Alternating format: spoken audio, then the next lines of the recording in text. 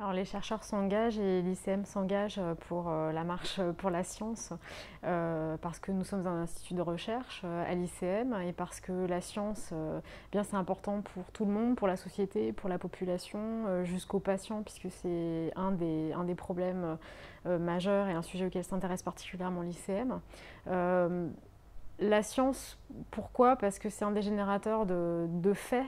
Il y a une remise en question aussi, on a beaucoup entendu parler de faits alternatifs, de faits, par exemple le réchauffement climatique est un des exemples les plus criants dans le cadre de la nouvelle administration américaine. Et c'est quelque chose contre lequel je pense que les chercheurs sont accordés pour dire que c'était complètement inadmissible de remettre en question la science et ce que la science pouvait produire et ce qu'elle a amené depuis des décennies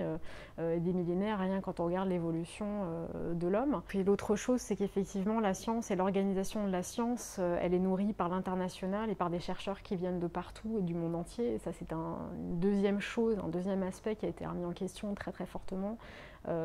contre lequel je pense que la communauté scientifique s'est également accordée à dire que ce n'était pas acceptable et surtout que c'est contre-productif pour l'humanité entière, pour les populations, pour la génération de nouveaux faits, pour avancer vers de nouvelles découvertes. Dans une certaine mesure, ça représente aussi le fait de bousculer le fonctionnement de la science ou tout simplement de la bloquer ou de l'interdire ou de la limiter. C'est aussi bloquer d'une certaine façon la liberté d'agir, de penser, tout simplement de se mouvoir et de découvrir de nouvelles choses. Donc voilà, pour moi, c'est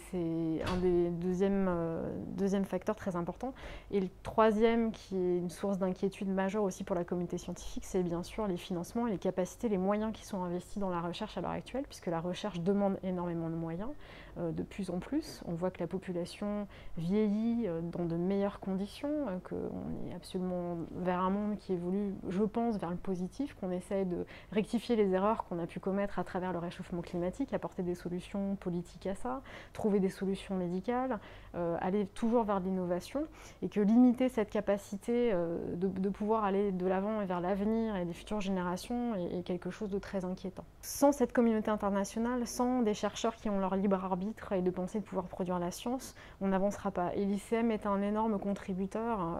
dans ce contexte-là et peut apporter énormément à la population et à la communauté scientifique dans son ensemble, et bien sûr aux patients.